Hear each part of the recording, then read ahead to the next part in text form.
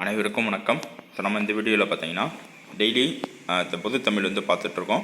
So அதில் பொது தமிழில் தமிழ் அறிஞர்களும் தமிழ் தொண்டும் அப்படின்னு பகுதியில் வந்து இருக்கும். ஸோ அந்த டாப்பிக்கில் ஃபஸ்ட்டு பாயிண்ட்டு பார்த்தீங்கன்னா பாரதியார், பாரதிதாசன், நாமக்கல் கவிஞர். ஸோ இவங்களை பற்றி இருக்கும். ஸோ அதில் நம்ம 3வது நம்பராக நாமக்கல் கவிஞரை பற்றி பார்க்க போகிறோம். ஸோ நம்ம 2 நாள் பார்த்தீங்கன்னா பாரதியார், பாரதிதாசனை பற்றி பார்த்தோம். ஸோ அதை பார்க்காதவங்க பிளேலிஸ்ட்டை ரெஃபர் பண்ணி பார்த்துக்கோங்க. ஸோ இதில் பார்த்தீங்கன்னா நம்ம 3வது நாமக்கல் கவிஞர் வந்து பார்க்க போகிறோம். ஸோ நம்ம எல்லா இன்னும் ஒரு நபர் வந்து மீதாக இருக்காங்க.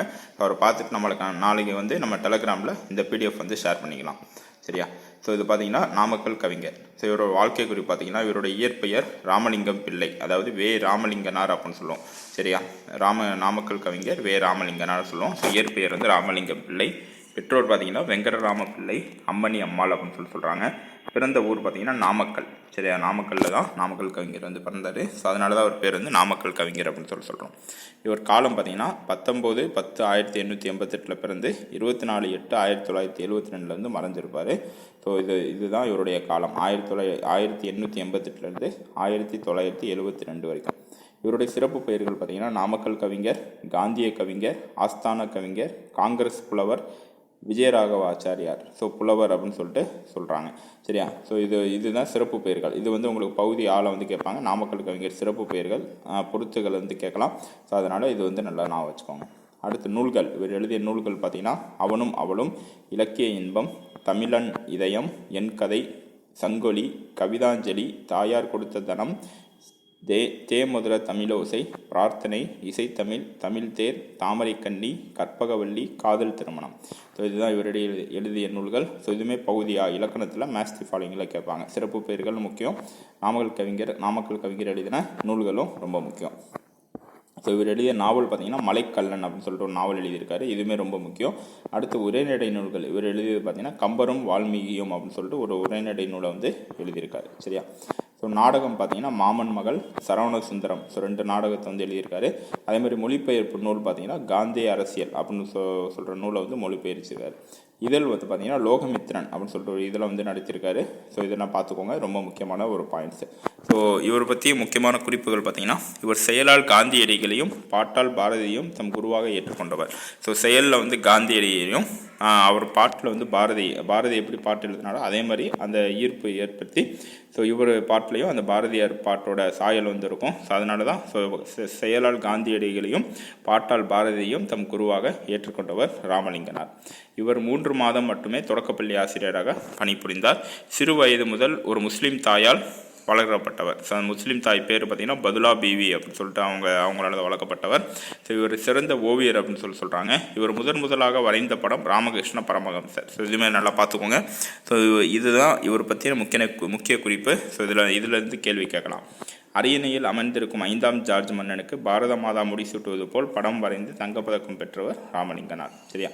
அடுத்து இவரின் பாடல்களை தொகுத்து வெளியிட்டவர் தணிகை உலகநாதன். ஸோ ராமலிங்கன பாடல்களை தொகுத்து வெளியிட்ட யாரை பார்த்தீங்கன்னா தணிகை உலகநாதன். ஸோ இவருடைய சிறப்பு பார்த்தீங்கன்னா தமிழக அரசின் முதல் அரசவை கவிஞரும் இவர் தான். தமிழக அரசின் முதல் அரசவை கவிஞர் ராமலிங்கனார்.